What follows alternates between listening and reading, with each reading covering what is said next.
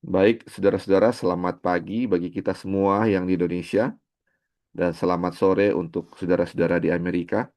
Hari ini hari Sabat tanggal 30 Mei tahun 2026.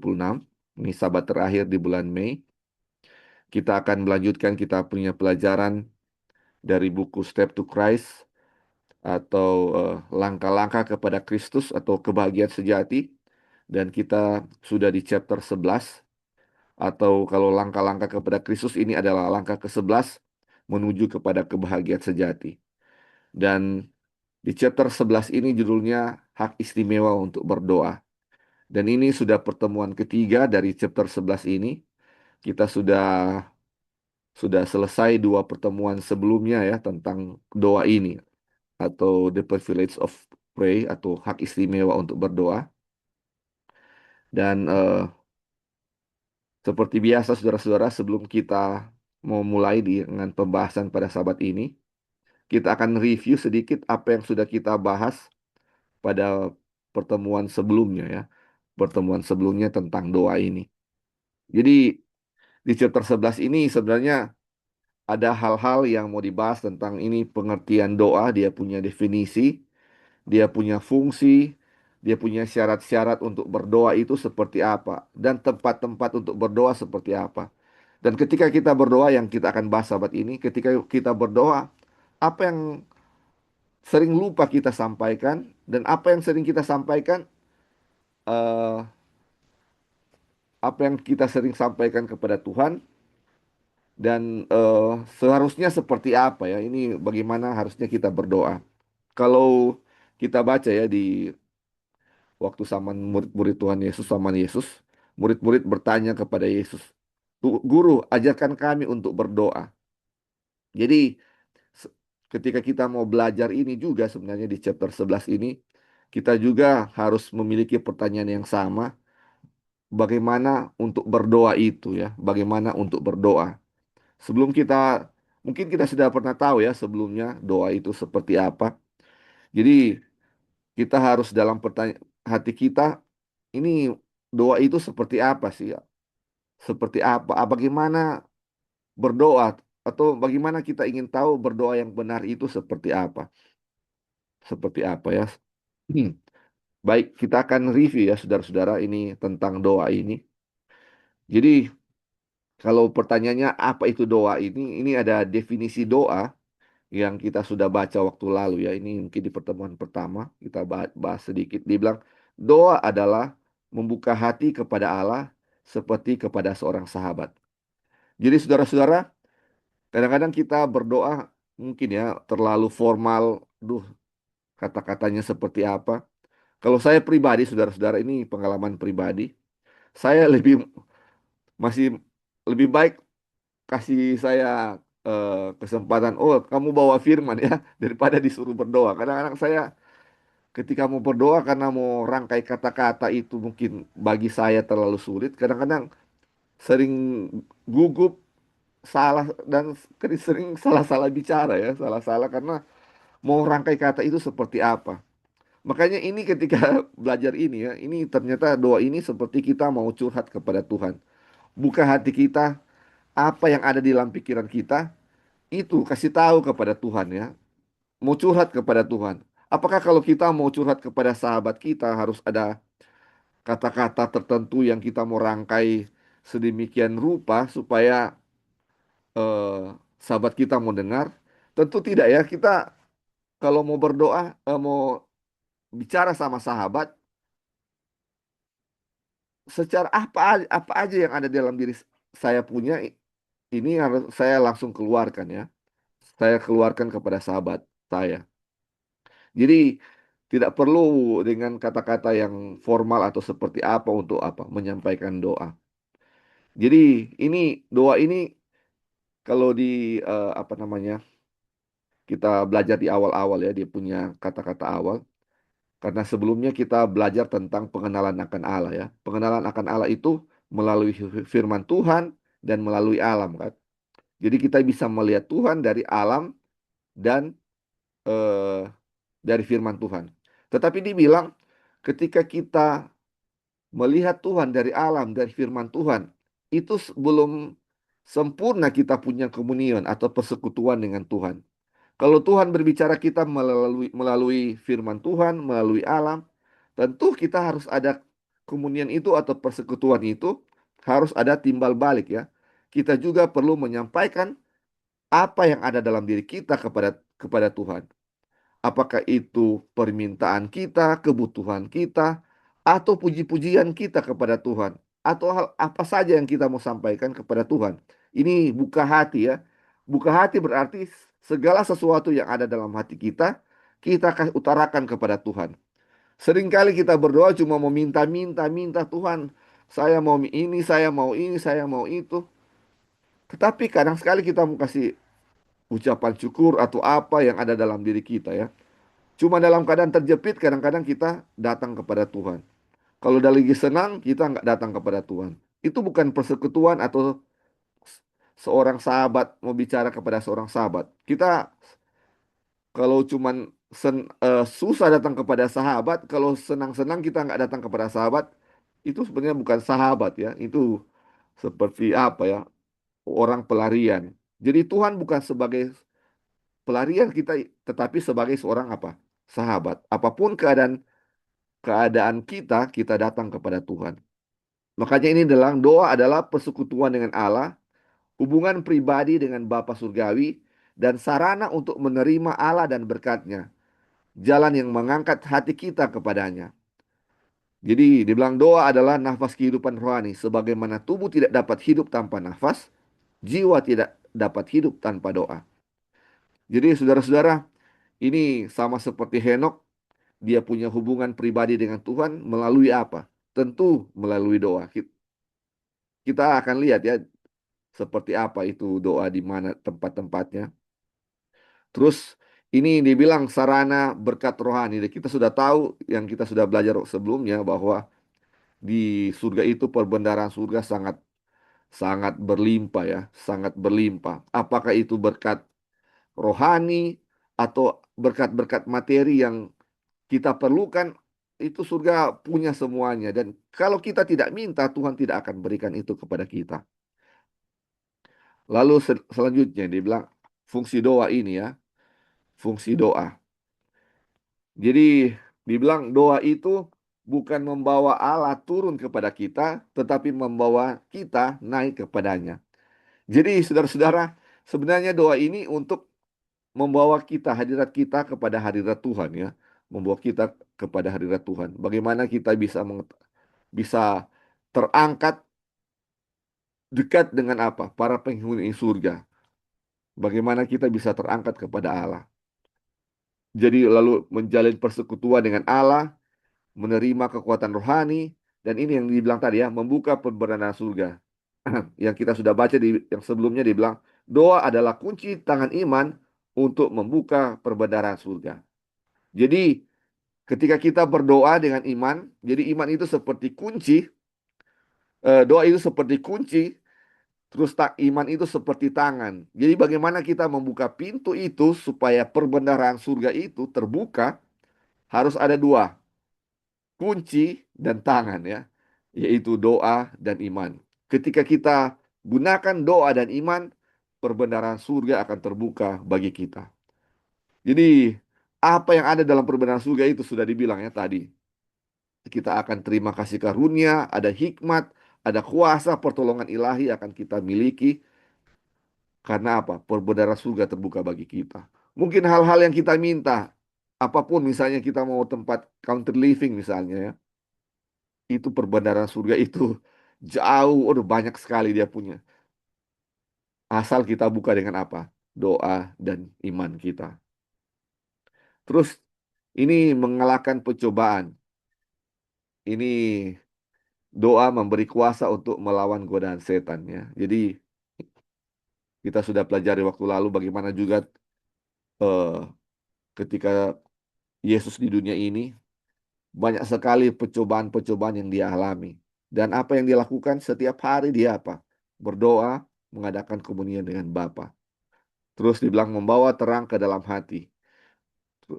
Lalu menjaga hubungan yang terus-menerus dengan Allah. Dia bilang doa yang tidak putus-putus adalah hubungan jiwa yang terus-menerus dengan Allah. Jadi sama seperti Henok, dia punya hubungan dengan Tuhan. Dibilang Henok bergaul hidup dengan Allah. Makanya dia bilang dia sudah tidak dilihat lagi di bumi ini karena sudah diangkat. Karena apa? Hubungan yang terus-menerus dengan Allah. Artinya Henok berdoa di mana saja dia berada ya. Apakah itu dengan doa pribadi dia, doa keluarga, atau doa dengan secara umum dengan orang lain, dan tentu dengan yaitu dengan doa apa? Doa-doa pribadi. Terus dibilang membawa damai dan penghiburan. Doa membawa damai dan penghiburan. Jadi Allah mengundang kita membawa sukacita, duka cita, ketakutan, kekhawatiran, kebutuhan kepadanya. Jadi saudara-saudara, sukacita, apapun apa kita kasih kepadanya. Bukan cuma kebutuhan-kebutuhan kita yang kita mau bawa kepada Tuhan ya. Tapi sukacita pun, ucapan syukur pun kita apa? Bawa kepada Tuhan. Terus ini di pelajaran waktu lalu ya. Ini kalau kita tidak berdoa, apa dia punya akibat? Dia bilang kegelapan si jahat melingkupi mereka yang lalai berdoa. Jadi, saudara-saudara, banyak doa, banyak kuasa ya. Ini kita nggak akan mampu untuk melawan setan kalau kita tidak ada kuasa dari surga ya. Tidak ada kuasa dari surga. Dan kuasa dari surga itu kita miliki dari apa? Dari berdoa. Terus dia bilang mudah jatuh ke dalam dosa. Karena seperti tadi ya, tidak ada kuasa untuk melawan pencobaan. Terus menyimpang dari jalan yang benar. Kita bisa apa? Lalai, tidak waspada, mudah tersesat ya. Makanya Tuhan bilang apa? Watch and pray ya, berjaga-jaga dan berdoa. Kalau kita lalai berdoa, kita bisa apa? Tersesat, bisa lalai, bisa lalai. Terus kehidupan rohani melemah. Jadi dia bilang mustahil jiwa dapat bertumbuh sementara apa? Doa diabaikan. Sebagaimana pertumbuhan yang kita sudah pelajari ya waktu lalu, bagaimana hidup kita itu terhubung dengan Bapa atau seperti cabang dan ranting yang terhubung. Jadi bagaimana tandanya kita bisa terhubung dengan Bapa adalah dengan apa? Kita punya doa-doa. Kalau kita lalai dalam berdoa, hubungan dengan Bapa apa? Terpisah dan apa yang bisa terjadi? Kita bisa mati seperti ranting terpisah dari pokok. Nah, terus dibilang kehilangan hubungan dengan Allah. Jadi ini ya, seperti tadi dia punya hubungan pribadi dengan Tuhan menjadi lemah bahkan mati. Kehilangan terang surga, menjadi rentan terhadap serangan setan. Setan tidak dapat mengalahkan orang yang hatinya tetap bersandar kepada Allah, tetapi ia mudah menyerang orang yang mengabaikan untuk berdoa. Jadi ini di awal-awal di chapter 11 ini mengajarkan tentang penting sekali untuk berdoa. Penting sekali berdoa. Ketika Yesus di dunia ini dia sering sekali berdoa. Setiap pagi, di mana saja dia apa? Berdoa kepada Bapa. Dan dibilang, kalau Yesus saja anak Allah itu katanya sering berdoa, apalagi kita manusia ini yang lemah, yang membutuhkan banyak pertolongan, lalai untuk berdoa. Dan dibilang ya, malaikat-malaikat katanya heran ketika lihat ini manusia ini, mereka yang harusnya butuh untuk berdoa, ini malah sedikit berdoa, sedikit meminta. Jadi ini dibilang kita harus apa? Sering untuk berdoa kepada Tuhan, menyampaikan kepada Tuhan segala apa? Apa yang ada kepada kita, persoalan kita, kebahagiaan kita, kita sampaikan kepada Tuhan. Nah, terus di chapter 11 ini untuk juga dibahas tentang syarat-syarat agar doa dijawab. Jadi selain dibilang bahwa kita harus berdoa, terus dibilang ya kadang-kadang kita meminta dan jawabannya seperti nggak datang-datang atau nggak dijawab kita punya doa. Atau dijawab tidak ya. Kenapa itu doa-doa kita tidak dijawab? Nah ini dia punya, ini dibahas secara lengkap di sini ya. Syarat-syarat agar doa itu dijawab. Pertama ini dibilang menyadari kebutuhan akan Allah. Aku akan mencurahkan air ke atas tanah yang haus. Yesaya 43 ayat 3. Orang yang merasa cukup dengan dirinya sendiri tidak akan sungguh-sungguh mencari Allah.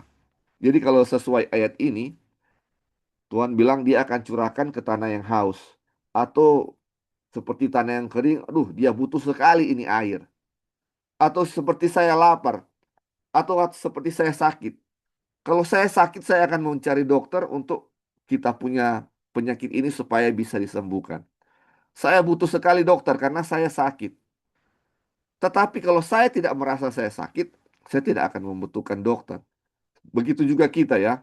Apakah kita butuh Allah akan kita punya keperluan? Kalau kita mau datang kepada Tuhan, terus tidak sungguh-sungguh mencari Dia karena kita tidak terlalu butuh, itu seringkali doanya tidak dijawab karena kita tidak merasa membutuhkan Tuhan ya. Kita tidak menyadari untuk butuh kepada Tuhan. Nah, di poin kedua ini merindukan kebenaran ini sebenarnya mirip-mirip ya dengan poin satu, lapar dan haus akan kebenaran. Atau bagaimana kita mengetahui akan kita punya kekurangan, kita punya kebutuhan, makanya kita apa? Lapar dan haus akan kebenaran ini atau merindukan pertolongan Tuhan. Terus poin yang ketiga dia bilang, hati terbuka kepada Roh Kudus. Hati yang tertutup tidak dapat menerima berkat Allah. Jadi saudara-saudara, mungkin kalau kita minta, ada yang kita mau simpan-simpan, ada yang kita mau simpan-simpan, tidak mau sampaikan ya.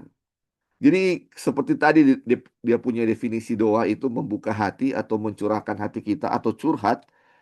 Ini kalau curhat itu nggak setengah-setengah ya saudara-saudara. Harus ada kita sampaikan secara terbuka apa yang kita mau bilang kepada Tuhan ya. Segala sesuatu kita terbuka kepada Roh Kudus. Terus ini dibilang minta kepada Allah. Mintalah maka akan diberikan kepadamu.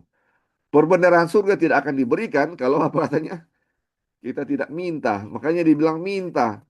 Manusia katanya yang saat ini banyak sekali mereka punya kebutuhan, sedikit sekali meminta. Makanya malaikat-malaikat Tuhan katanya heran ya. Manusia itu katanya sedikit meminta. Terus poin kelima yang kita bahas minggu lalu dibilang meninggalkan dosa yang diketahui. Jika kita menyimpan kejahatan di dalam hati kita, Tuhan tidak akan mendengarkan kita. Pertobatan adalah syarat penting bagi doa yang dijawab. Saudara-saudara, eh ya ini penting sekali ya saudara-saudara. Ini ketika kita mau sampaikan kita punya permohonan kepada Tuhan, ketika kita tahu ada kesalahan atau dosa di dalam diri kita, kita harus apa katanya sesuai dengan kutipan ini, kita tinggalkan, bertobat kepada Tuhan ya. Ini kalau kita lihat ya sesuai dengan langkah-langkah ini, pertobatan itu ada di langkah ketiga dan keempat ya. Pertobatan, pengakuan, dan ini di langkah ke-11 tentang doa. Jadi sebenarnya untuk mau menyampaikan doa kepada Tuhan, kita sudah melewati di apa? Di langkah ketiga dan keempat. Dan ini saudara-saudara, tentu kita harus ingat juga di langkah pertama itu ya, kita nggak bisa bertobat, kita tidak bisa mengaku kita punya kesalahan kalau kita nggak lihat kebaikan Tuhan kepada kita. Sering kita langsung loncat ya untuk mau kasih tahu kepada orang lain atau kepada diri kita sendiri, kamu harus bertobat, kamu harus mengaku kamu punya salah, supaya kamu sesuai ayat ini, doa kamu bisa didengar. Kadang-kadang ketika kita langsung di langkah ketiga keempat ini ya, untuk bertobat itu akan terasa susah sekali ya. Ingat saudara-saudara, kita nggak punya kemampuan untuk bertobat. Ketika saya sendiri yang mau, kamu harus berusaha untuk bertobat. Kita sebagai manusia yang berdosa ketika kita jatuh dalam dosa, kita tahu kita ini berdosa, kita tahu kita salah. Tetapi untuk melakukan hal yang benar, kita tidak tahu, kita tidak bisa. Kita tidak bisa. Makanya ini kembali selalu ke langkah pertama adalah bagaimana kita melihat Kristus. Melihat kebaikannya bagi kita. Apa yang sudah dilakukannya bagi kita. Bahwa segala sesuatu yang Tuhan inginkan bagi kita adalah ingin kita berbahagia.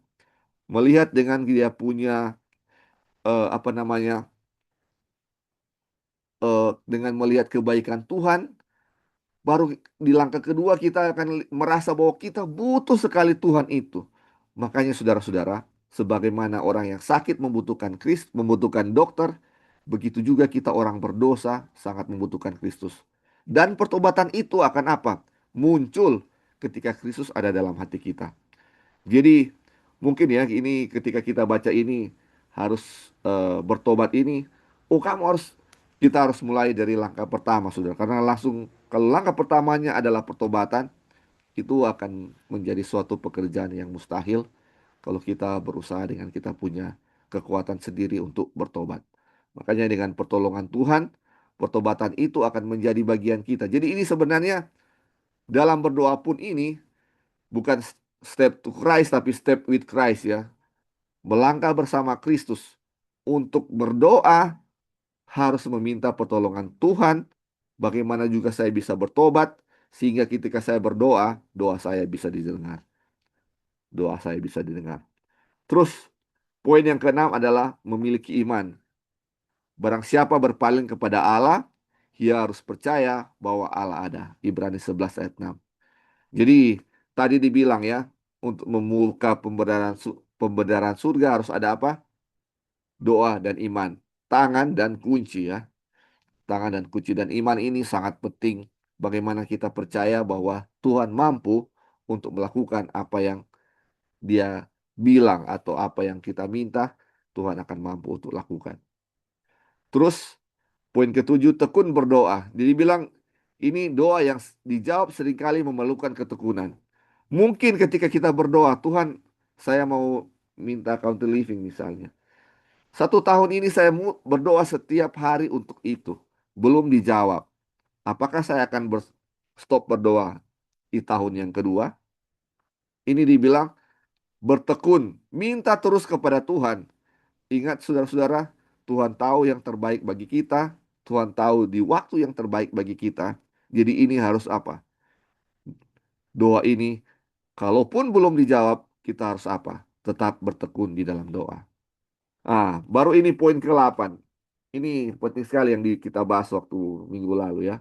Memiliki roh pengampunan. Jika kita mengharapkan doa-doa kita didengar, kita harus mengampuni orang lain. Hati yang tidak mau mengampuni menjadi penghalang bagi doa. Saudara-saudara, ketika Tuhan di dunia ini dia mengajarkan tentang berdoa ya. Kita sudah hafal itu doa Bapa kami. Kita sering berdoa, ampunilah kesalahan kami seperti kami juga mengampuni orang yang bersalah kepada kami. Saudara-saudara, tentu ketika kita berdoa kita memohon pengampunan kepada Tuhan kan. Memohon supaya kita diampuni. Tetapi bagaimana kita mau diampuni kalau kita tidak mau mengampuni? Seperti perumpamaan tentang apa? Orang yang meminjam berapa dinar dan talenta. Ini begitu juga dengan kita ya. Kita dosa kita kepada Tuhan sangat-sangat banyak dan kita mau untuk kita diampuni.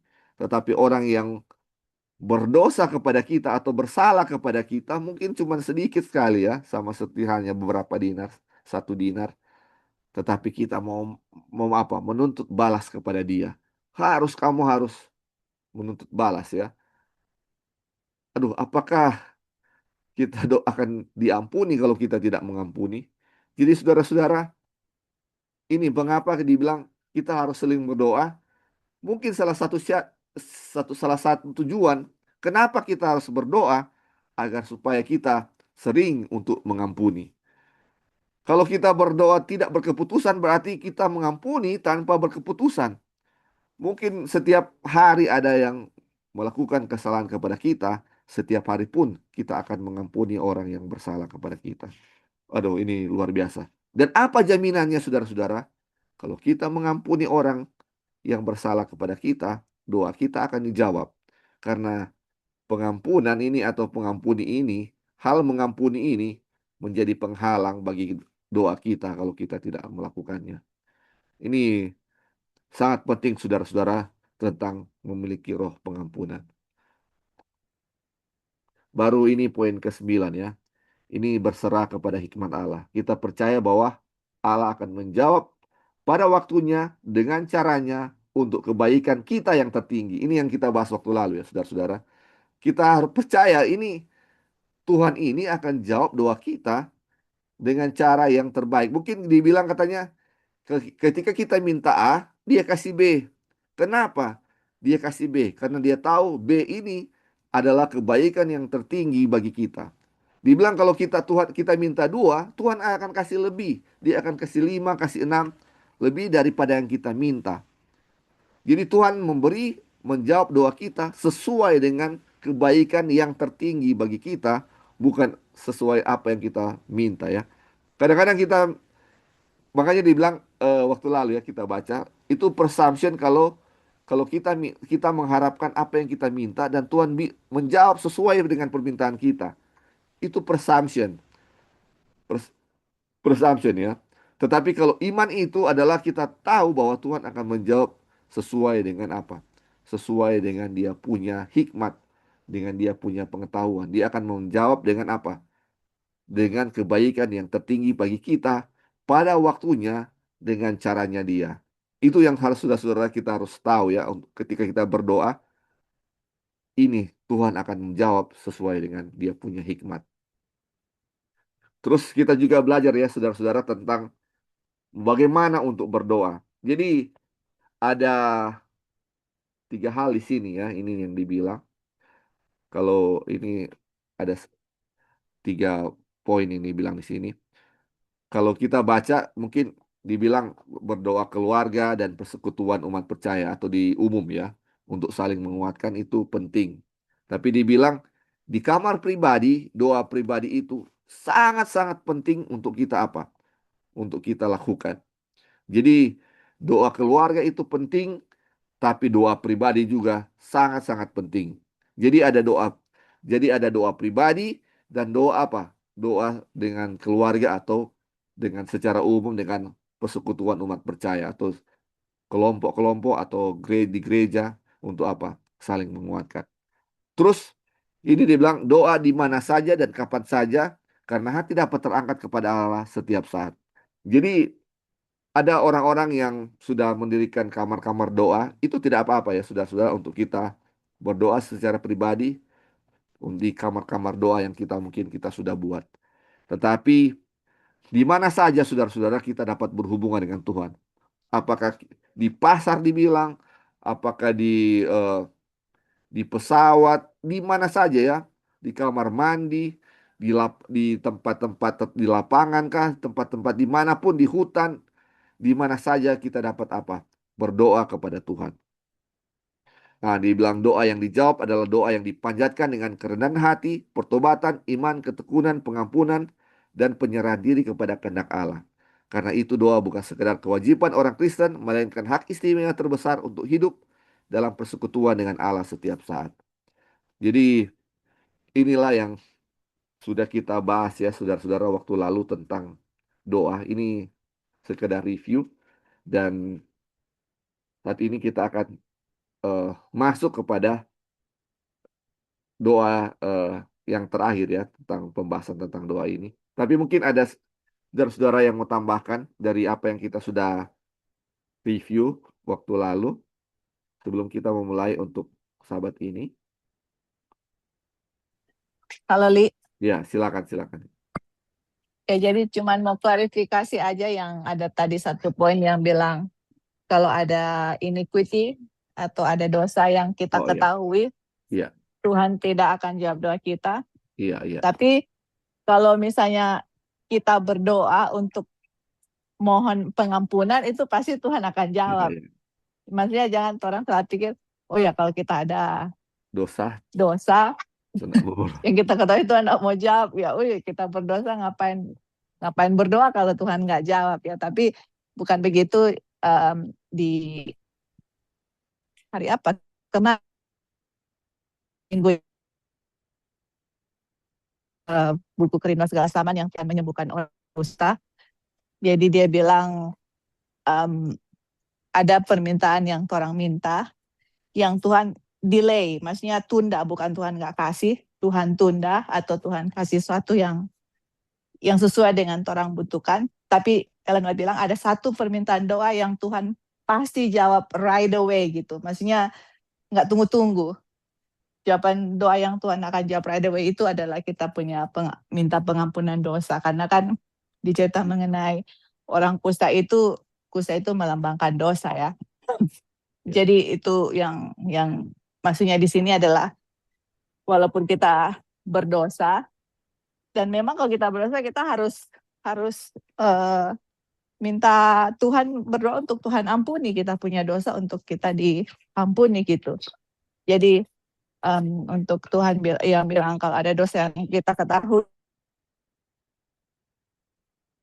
beda dengan bagaimana kita berdoa untuk minta pengampunan dosa. Tuhan pasti akan jawab. Tapi ada satu dosa yang kalau kita tahu kita bikin dosa, itu dosa, and then we continue to do that.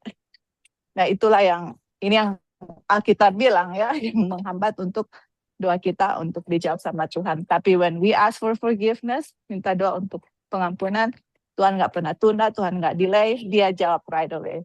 Ya oke, itu aja. Thank you. Ya, terima kasih. Ya, sudah eh, sedikit meluruskan ya bahwa yang menjadi penghalang doa itu tentang adanya dosa itu. Kadang-kadang kita pikir kita ini manusia yang penuh dengan dosa, karena ini apa namanya menjadi penghalang, kayaknya saya punya doa semuanya nggak akan dijawab oleh Tuhan. Tapi dalam doa itu mohonlah apa? Memohon untuk pengampunan akan dosa kita. Kalau kita sudah tahu, berdoalah ya tentang dosa dosa kita itu apa hal yang kita ketahui dosa dan kita bisa tinggalkan dengan pertolongan Tuhan ya. Meminta pertolongan Tuhan agar kita bisa mengalahkan dosa-dosa. Makanya doa ini adalah kuasa ya untuk meminta kuasa untuk bisa menang dalam setiap pencobaan, terutama juga dalam untuk bertobat kita harus apa? Minta kepada Tuhan. Baik, kita akan mulai kita punya bacaan untuk pagi ini. Saya akan baca yang terakhir kita baca ya. Hubungan antara Allah dan jiwa, setiap jiwa begitu pribadi dan penuh seolah-olah tidak ada jiwa lain di bumi ini yang turut menerima pemeliharaannya. Dan seolah-olah tidak ada jiwa lain yang baginya ia telah menyerahkan anaknya yang terkasih. Jadi saudara-saudara, ini ibaratnya tadi kalau kesaksian Kak Dolphin ya, ketika dia masuk rumah sakitnya mungkin bagus ya. Cuman karena terlalu banyak pasien misalnya, pelayanannya tidak bisa maksimal karena banyak yang harus dilayani ya. Saya juga sebagai perawat, saya sudah merasakan itu ketika saya waktu lalu kerja di UGD ya, di IGD itu. Saya merasa nggak maksimal untuk merawat memang kalau di UGD itu.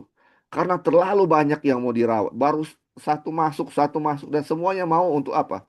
Mau segera dilayani kan? Dan tetap aja walaupun kita berusaha sebaik mungkin untuk bisa bekerja melayani dengan baik, dengan cepat, tetap aja ada apa? Komplain. Karena misalnya kita ada berempat, kita melayani berapa ini pasien yang harus mau dilakukan, ada yang harus antar pasien, ada yang harus pasang infus, ada yang harus melakukan rekam jantung, dan semua sudah di posisi masing-masing dan ada yang meminta pertolongan, tangan kita cuma dua, kaki kita cuma dua, kita nggak bisa tetap akan ada apa namanya, tetap ada yang terlambat atau bukan terlambat ya, ada yang tidak dilayani secara cepat dan bisa menimbulkan komplain ya. Tapi ini saudara-saudara, kalau kita lihat kita baca eh, ini apa yang dibilang di sini, seolah-olah misalnya kita di UGD itu bagaimana Tuhan berhubungan dengan kita, seolah-olah kita cuma pasien satu-satunya. Jadi ketika kita datang, ada pasien datang, cuman kita satu-satunya dan fokus apa yang kita butuhkan. Oh, langsung pasang infus, apa segala macam yang dibutuhkan segera ditangani. Begitu juga kita, saudara-saudara.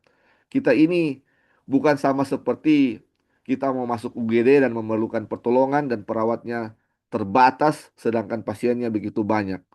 Dan apa yang kita butuhkan bisa apa ya bisa-bisa lama untuk di Tuhan respons karena begitu banyak yang dia mau tolong di dunia ini ya.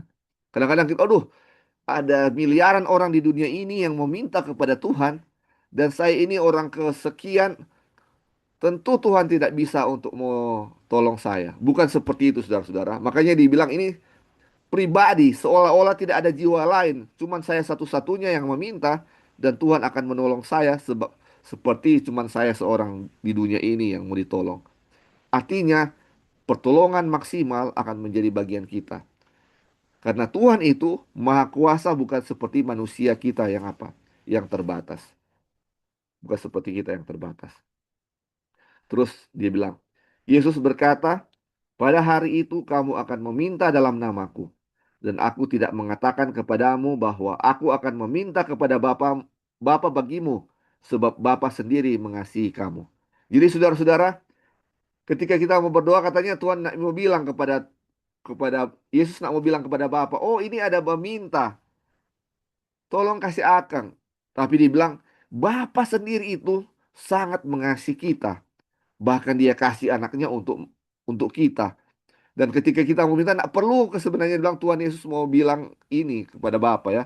Karena Bapa sendiri sudah apa? Sudah mengasihi kita. Bukan kamu yang memilih aku, tetapi akulah yang memilih kamu. Supaya apapun yang kamu minta kepada Bapa dalam namaku, diberikannya kepadamu. Tetapi berdoa dalam nama Yesus lebih dari sekedar menyebut nama itu pada awal dan akhir doa. Berdoa dalam nama Yesus berarti berdoa dalam pikiran dan roh Yesus, sambil percaya pada janji-janjinya, bersandar pada kasih karunia-Nya, dan melakukan pekerjaan-pekerjaannya. Jadi saudara-saudara, kalau kita berdoa, kita bilang kan, mungkin dalam terakhir kita berdoa dalam nama Yesus kami berdoa ya. Kita berdoa ini dalam nama Yesus kan.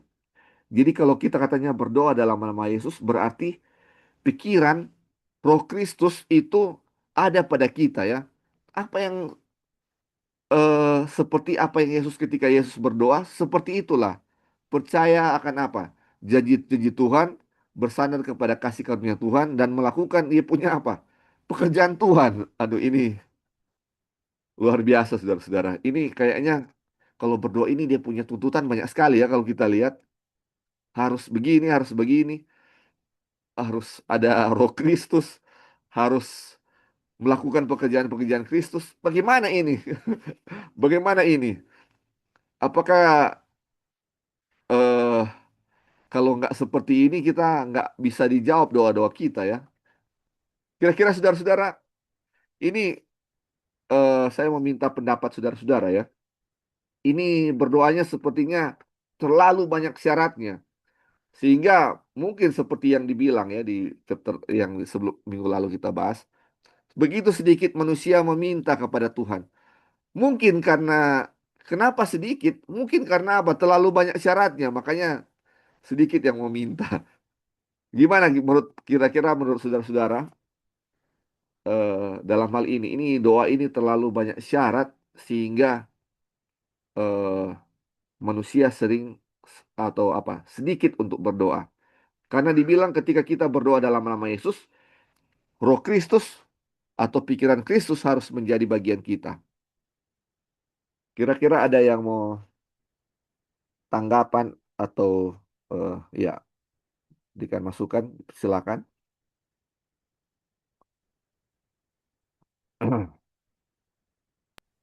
Halo Li. Ya, ya silakan, silakan. Em, ya jadi sebenarnya kalau misalnya ini kan menunjukkan kita punya relationship ya Iya, dengan kita dengan Tuhan. Nah kalau misalnya kita punya suami gitu, we have a good relationship. Sebenarnya kalau kita suami istri kan, nah ini contoh berdoa kepada Tuhan itu sama dengan suami istri gitu. Kan Tuhan bilang kalau mau berdoa pakai nama, kan kita berdoa dalam nama Yesus kan. In the name of Jesus, I pray. Amen kan. Nah dibilang di situ kalau kita berdoa di dalam nama Yesus, itu berarti kita berdoa dalam pikiran dan rohnya Yesus gitu. iya, Berarti one mind gitu. Nah berarti ya kita kasih contoh lah suami dengan istri. Suami istri kan one mind ya istilahnya, maksudnya kita punya tujuan sama, kita punya kehidupan sama. Ini kalau good relationship ya, of course ada husband and wife yang nggak one mind lah begitu. Ini contoh yang one mind. Jadi kalau one mind, kalau kita mau ngomong sama kita punya suami, kita tahu apa kita punya suami punya keinginan, dan kita punya suami juga tahu apa yang ada jadi kita berkomunikasi gitu, istilahnya kita tahu each other gitu.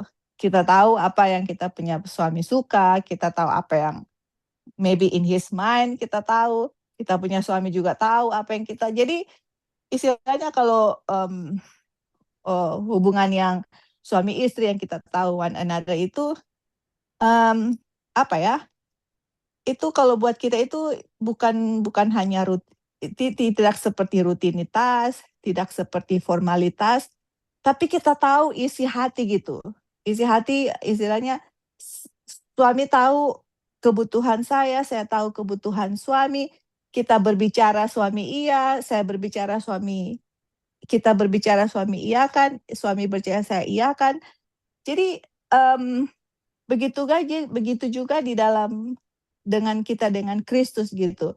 Makanya kan tadi waktu pertama itu yang kutipan sebelumnya bilang, kalau ada dosa yang kita simpan Tuhan tidak mendengar. Kenapa kira-kira Tuhan tidak mendengar? Karena kalau kita minta itu, kita nggak ada pikiran Kristus, iya kan? Yeah. Pikiran apa yang saya punya? I have carnal mind. Bukan the mind of Christ, the mind of Satan gitu. Yeah. Jadi kalau kita tidak mempunyai the mind of Christ, rohnya Kristus, terus ada sesuatu yang kita minta, pasti itu Tuhan nggak memberikan. Karena apa? Itu akan membuat saya dalam keadaan berbahaya, karena Tuhan punya misi adalah mau menyelamatkan saya, ya kan? Kalau Tuhan granted kita punya, misalnya let's say kita something, kalau Tuhan granted kita punya request, bisa saja yang Tuhan kasih itu adalah membuat saya malah tambah hilang gitu.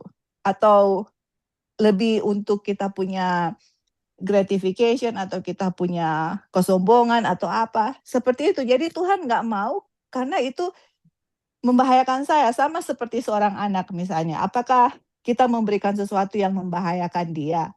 Of course not, karena kita tahu kita punya anak itu gimana, kita nggak kasih sesuatu yang kita tahu itu akan membuat dia di dalam keadaan yang berbahaya. Tuhan seperti itu, dia punya pemikiran jauh lebih tinggi dari kita gitu. Jadi kalau misalnya mau berdoa di dalam rohnya, kalau kita menggunakan nama Kristus, ya itulah yang tadi ya Ellen White bilang, bukan hanya sekedar terima kasih Tuhan, ampuni dosa saya, dan seterusnya. Kami berdoa dalam nama Yesus, amin. Nah, kalau kita menggunakan saya berdoa dalam nama Yesus, ini yang Ellen White bilang, kita harus berdoa dalam apa? Pikirannya Kristus, rohnya Kristus gitu. Berarti kita harus tahu pikiran Kristus itu apa? What is the mind of Christ? Terus habis itu di bawahnya itu dibilang apa? To pray in the mind and spirit of Jesus. Why believe his promise, rely upon his grace, and work his works.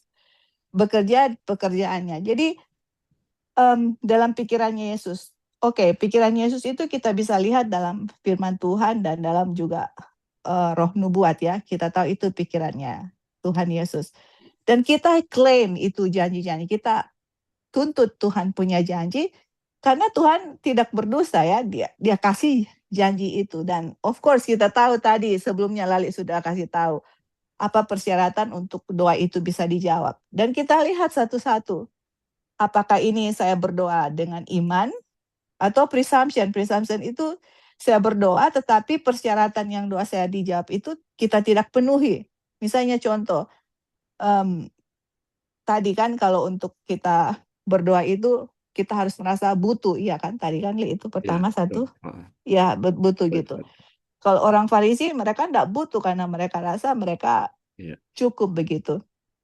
Tapi itulah yang doa orang Farisi dengan publican atau orang yang ada dua worshiper itu yang Tuhan bilang yang kedua ya seperti itu, kita butuh dan ada persyaratan-persyaratan.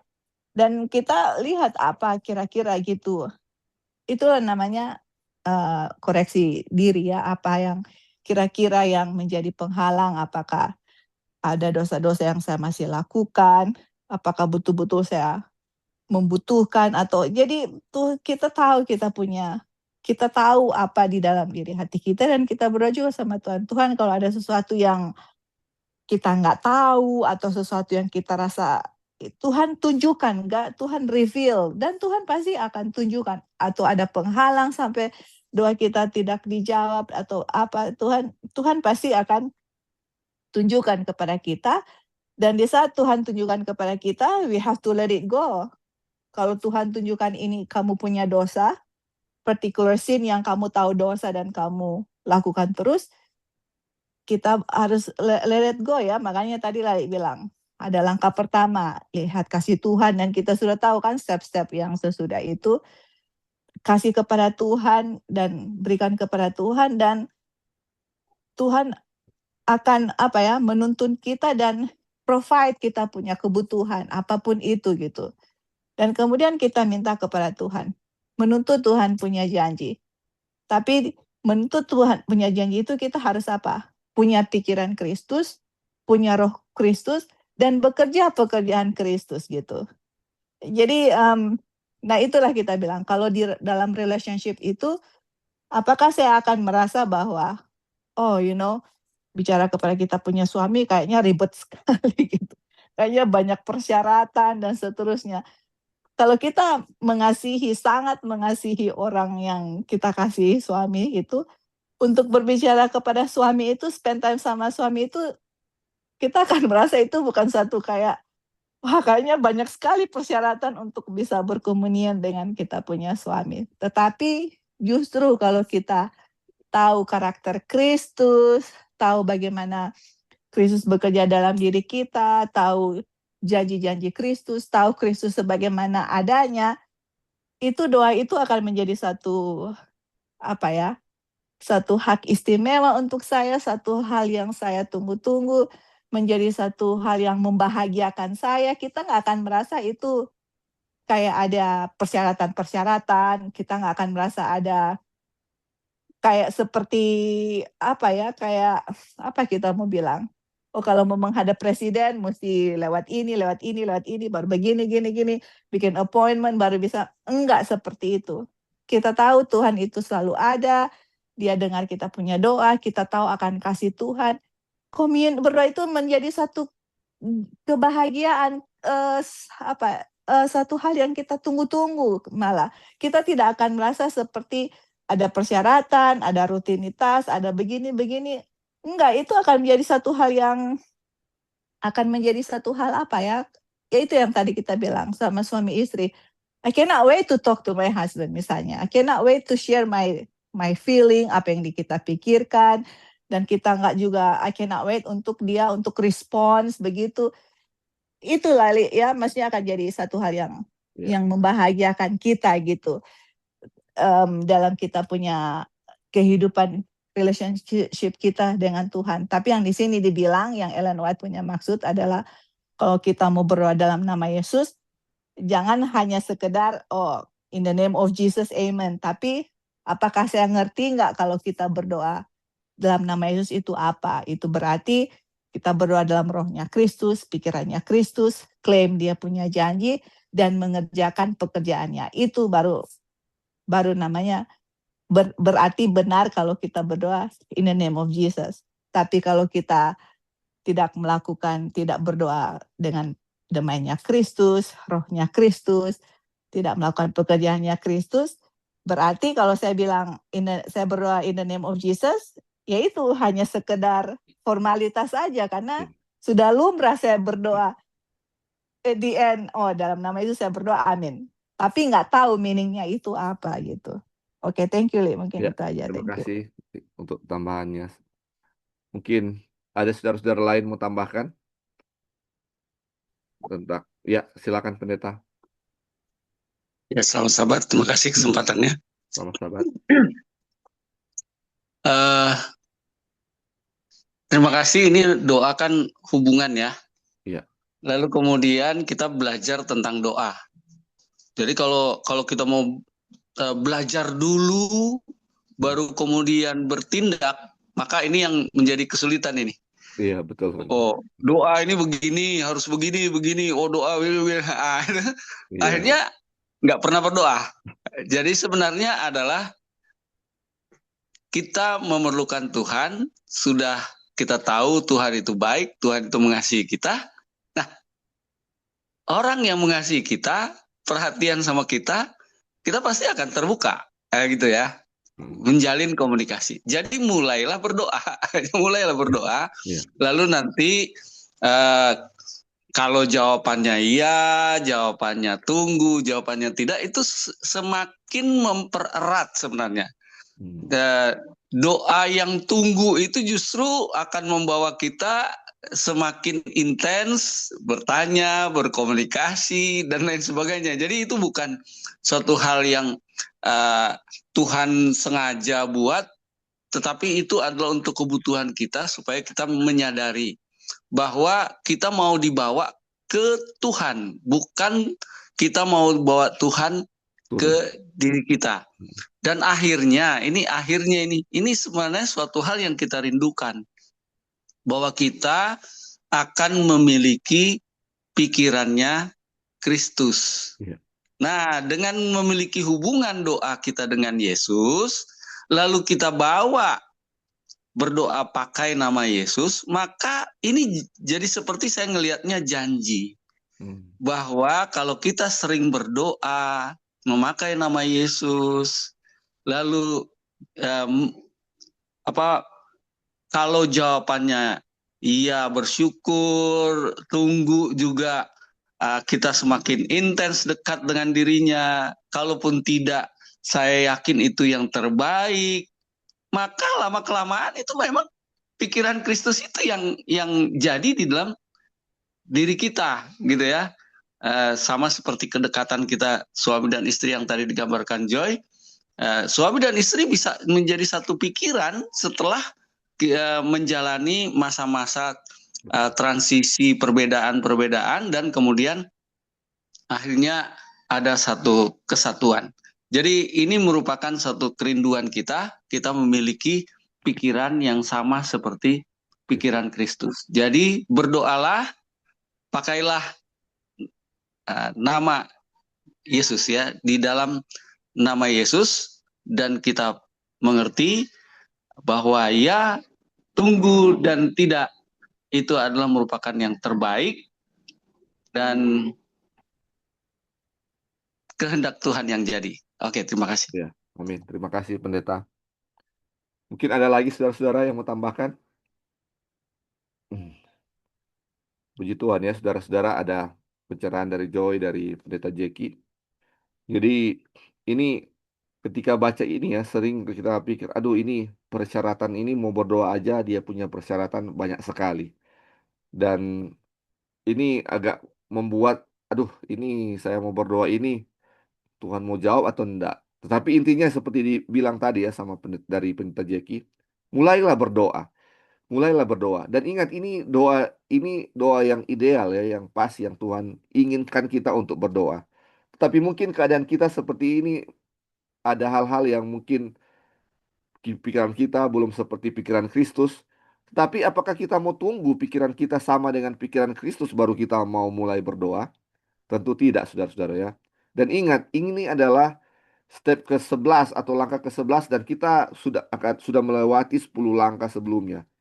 Dan ini ya, kalau kita sudah langkah-langkah dari langkah pertama, langkah ke-10 kita sudah lewati, dan dengan pertolongan Tuhan kita sudah bisa melakukannya, itu mempraktekkan dalam kehidupan kita.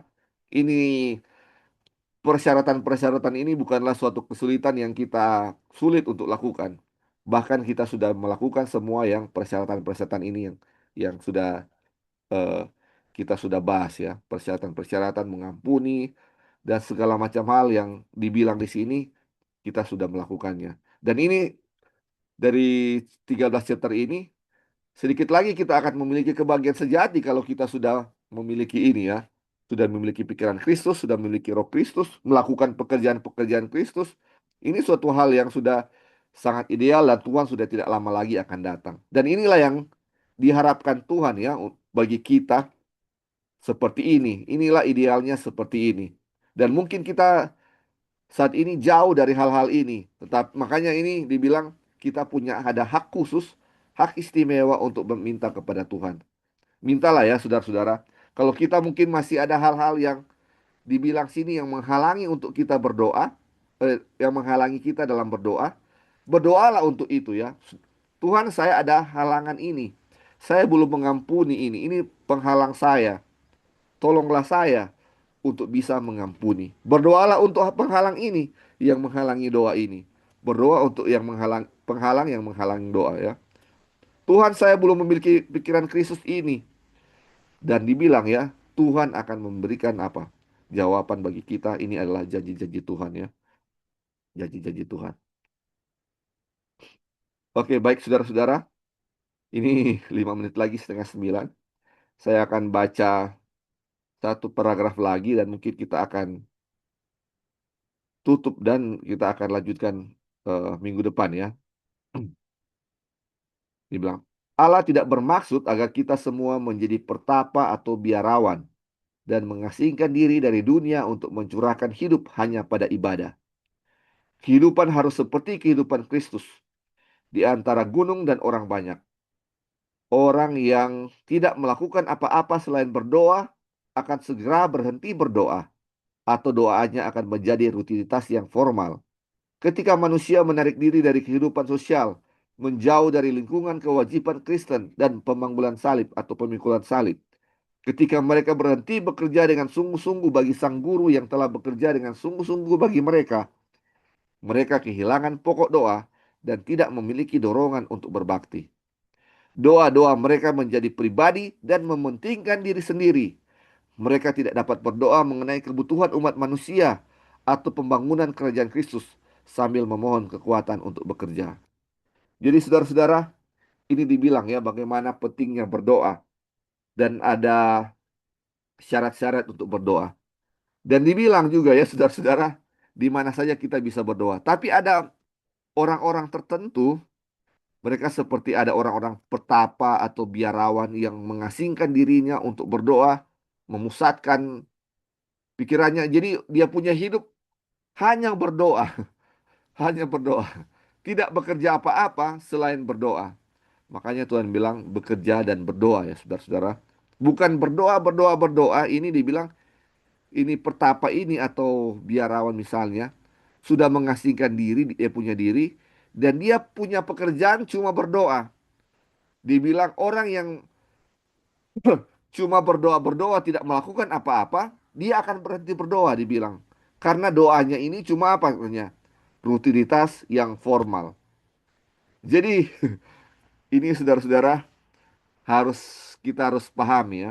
Ketika kita belajar tentang doa ini, kita aduh saya hanya mau berdoa, saya hanya akan bertapa, saya eh, mau di tempat tertentu, ataupun kita sebagai orang Advent sudah belajar firman, oh saya mau country living dan kehidupan saya hanya akan untuk berdoa karena saya tahu doa itu sangat penting. Saudara-saudara, ketika kita mengasingkan diri dan hanya berdoa, tidak melakukan apa-apa, dibilang kita akan berhenti berdoa dan doa kita akan menjadi suatu apa? Rutinitas yang formal. Kita tidak akan apa katanya memikul salib Kristus. Kita tidak melakukan pekerjaan-pekerjaan Tuhan. Dan kita punya doa katanya menjadi doa pribadi yang menjadi apa? Yang mementingkan diri sendiri. Jadi ini berdoa bukan cuma untuk diri sendiri, tetapi berdoa juga untuk pekerjaan Tuhan, bagaimana orang-orang lain juga bisa mendapat pertolongan. Bekerja untuk bertolong, untuk menjadi pertolongan bagi orang lain, bukan cuma berdoa-berdoa dan tidak bekerja ya saudara-saudara. Jadi ini supaya kita tidak terlalu ekstrim, ini dibilang di sini ya, kita juga harus bekerja dan berdoa. Berdoa sangat penting di mana saja dan tidak berkeputusan dibilang ya. Jangan ketika kita baca doa tanpa berkeputusan dan kita secara mentah-mentah kita melakukan hal itu ya, berdoa terus-terusan dan tidak bekerja menjadi suatu ekstrim dan ini bilang ya, ini berhati-hati, kita harus tahu dia punya konsepnya seperti apa. Jadi berdoa dan bekerja untuk apa? Menolong orang lain, kebutuhan orang lain dan berdoa bukan untuk apa? Kepentingan diri sendiri ya. Ini masih banyak lagi ini yang sangat bagus yang akan kita pelajari, saudara-saudara. Tapi eh, waktu sudah 8:30, kita harus akhiri di sini. Mungkin ada yang mau tambahkan, saudara-saudara, terakhir sebelum kita akan tutup dalam doa. Kalau Li, Ya, silakan, silakan. ya, jadi kita punya ini kan ada balance-nya ya, ada Iya, balance iya. itu yang mana bukan hanya Berdoa, kita berdoa. berdoa-berdoa terus, nggak bikin apa-apa, dan ada orang yang mungkin terlalu sibuk dengan pekerjaannya, Tapi pekerjaan berdoa. Tuhan malah, tapi nggak berdoa. Tapi di sini bilang kehidupan kita punya kehidupan harus seperti kehidupan Kristus di antara gunung dan orang banyak. Apa yang di gunung? Tiap kali Tuhan berdoa, he went to the mountain, to the solitary place. Solitary place itu tempat yang sunyi. Dan kemudian the multitude, banyak orang. Jadi ada waktu yang kita spend time untuk berdoa, ada waktu juga untuk bekerja kepada melayani orang-orang. Dan ini kehidupan Kristus ini sangat balance ya, dan ini juga harus menjadi kehidupan kita. Bukan harus ya, kalau Kristus ada di kita, ini pasti akan menjadi kehidupan kita. Iya.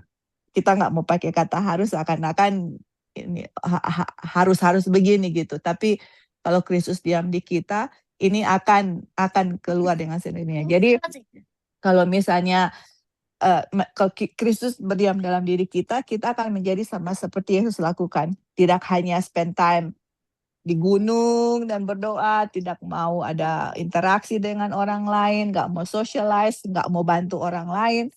Akhirnya dia punya efek apa?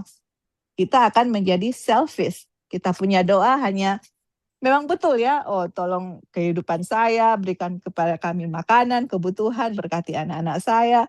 Iya. All about self-centered gitu. Tapi kalau kita do medical missionary, contohnya, kita berdoa untuk orang lain gitu. Kita peduli kepada orang lain, simpati kepada orang lain, kasih natural treatment. Kita berdoa sungguh-sungguh kepada mereka, mendoakan mereka supaya Tuhan buka hati mereka. Kita punya doa nggak selfish gitu, nggak formal gitu. Dan itulah kehidupan Tuhan Yesus. Dan juga bukan hanya bekerja-bekerja tapi tidak berdoa gitu.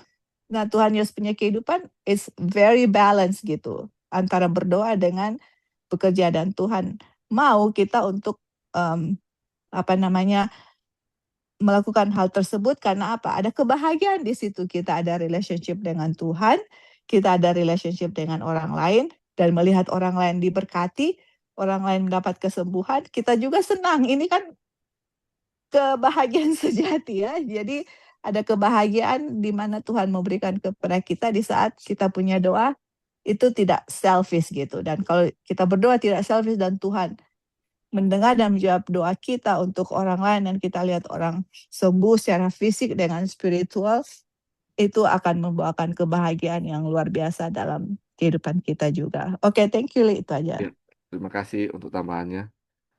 Puji Tuhan ya.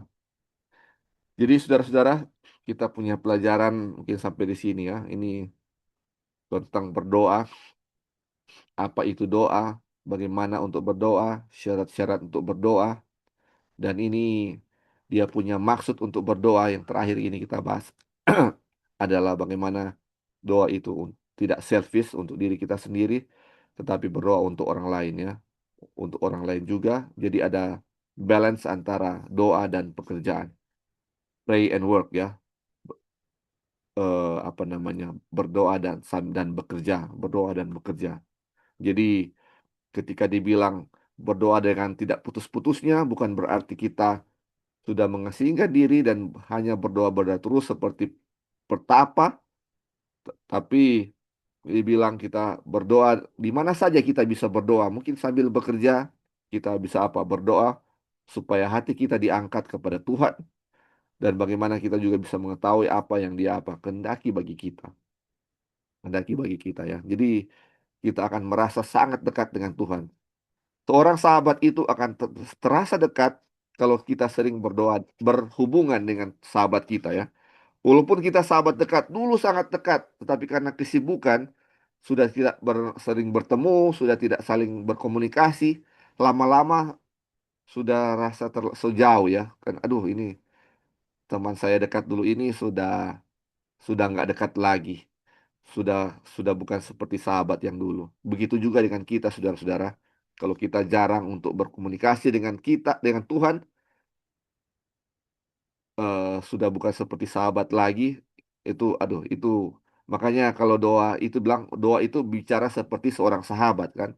Berarti kalau seperti seorang sahabat, dia punya intens itu harus apa?